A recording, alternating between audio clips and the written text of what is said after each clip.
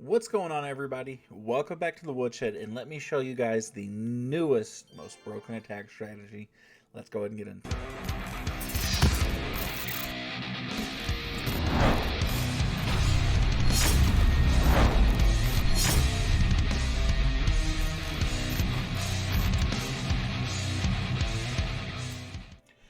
You guys heard me right. We're going over a new attack strategy, a new tutorial, new guide. Shout out to my mod on Discord and in stream, JC. He's also a co-leader with us.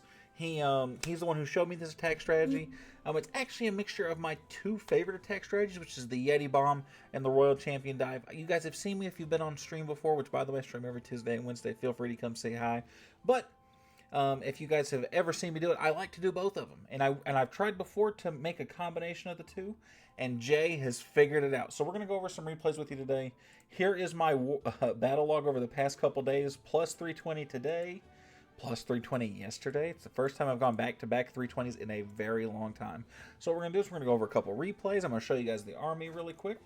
This is how everything's set up, right? I have Royal Champion, Archer Queen, Grand Warden, Minion Prince. I'm running Phoenix. I'm running Unicorn, Diggy, Angry Jelly, and you can see the equipment down below. I'm not going to make you guys see everything. We're going to mainly utilize the blimp, the battle blimp. Of course, the spell slots are pretty important, along with a Hydra Skybrid army composition. The extra one spot for the clan castle is not important. But we're going to go ahead. Let's get into some replays so you guys can take a look. Make sure you pause where the video just was so you can copy the army exactly. Let's go ahead and get into some replays, though. All right. Attack number one, we're going against Aaron Dite. I apologize if I just butchered your name. He's a Town Hall 17. He's got some Town Hall 16 defenses, but minus his walls, he's actually a pretty well upgraded Town Hall 17. So what we're going to do here is we are going to start with our Royal Champion Dive. That is going to be one of the most important things, the second most important thing. What we're doing, and what we're looking for is we're looking for value. So we're looking for something that's set towards the outside of the map that I can get a ton of value on. In this case, it's the Monolith. It often is the Monolith is kind of the first choice to go for. So you're going to notice what we're going to do down here is we're actually going to take our Royal Champion. We're going to go down here and hit her. We're going to hit her Rocket Spear so she can start to kind of go through some of these defenses.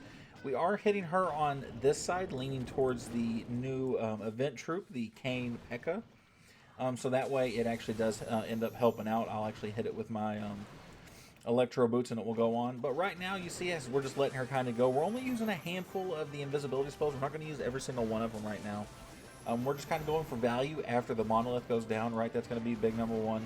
And at this point, we are going to let her take some damage and die. We're actually going to have a Poison Tower trigger for her. We're going to have one of the heroes come over to her. And we're just going to have her pick that fight. She has the Phoenix. We're doing a Queen up here, and our goal here is for us to get out this Air Sweeper. So that way we can come in this way with our Skybrid. So what we're doing to do that, get out the arrow, or get out the sweeper, perfect. Cause a little bit of damage over here.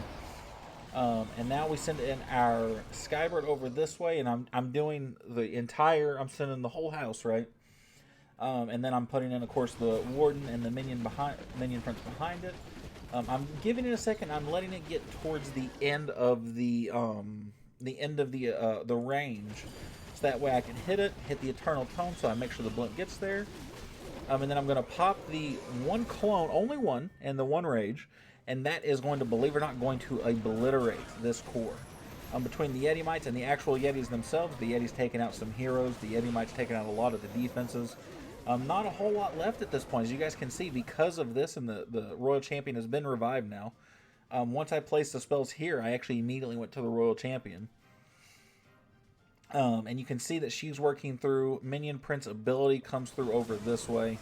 And it's slowing down everything, and then the army's kind of all converging right here. There's a little bit over here, but it's not enough to matter. And we have so many Yeti Mites and Yetis still alive. We still have 3, counting one cloned one. But there's just so much of the army still alive, just absolutely smacking this base.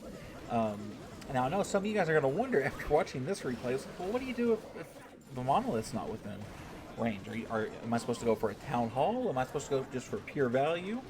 And that's going to really depend, but I'm going to give you a good example of that now. So now, we're going to take a look at this base. This one is going to be one where the Monolith is centralized instead of the Town Hall. So you're going to be going, well, how are we going to get worried about that? How are we going to get through that?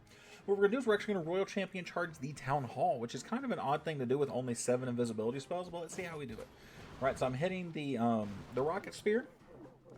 And the Rocket Spear is going to help start clearing up some of this stuff over here, right? Royal Champion is going to be able to actually kill this with her Rocket Spear. Sorry, no, she's going to go over that way, and she's actually going to start running that way. I'm actually going to drop an invis on her over here. And then I'm going to invis this couple things over here, these, and let her actually get into the base.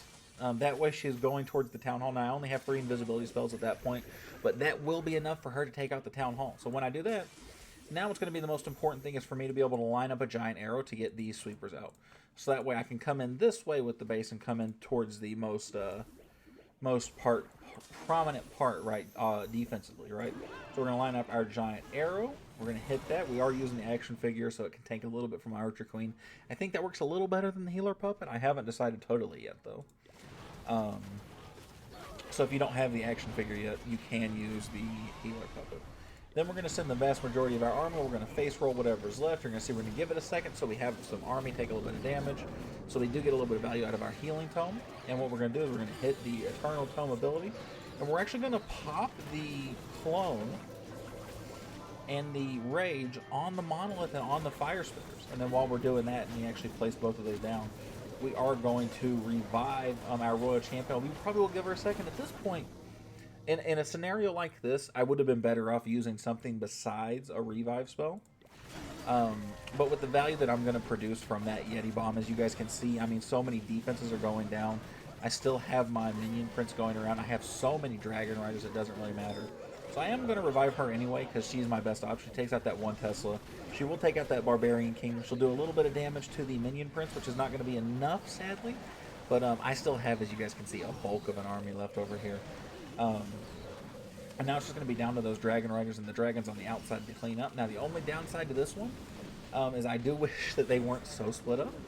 That is the biggest downside. Minion Prince on the single Inferno does end up taking that down. As you can see, that Minion Prince is actually doing some damage to my Dragon Riders. As there's only 1 left, but there's enough dragons left where it doesn't matter. My dragons will just flatten what's left of that Minion Prince, and we will call this raid a relatively easy success. And this was actually probably one of the closest attacks I had today. The rest of them all were very, very convincing, so this was a very strong attack. But let's go get at least one more example and give it a nice big breakdown, right? So let's go ahead and jump to that, right? So, different base, and this one's a little bit of a different style. This is probably one you guys have seen before. It's one of those dreaded double invis with the strong pockets type of base. So, where I got pocket 1 with the Town Hall, I got pocket 2 that actually doesn't even contain the monolith, and then I have the monolith in the middle, which gets pretty annoying. But I've found that this actually deals with it very, very well. So what I'm going to do here is I'm actually going to set up and get my Archer Queen over here. I'm going to shoot through both of these compartments with my giant arrow. And the point to that is just to proc the invisibility spells, right, for them to go off.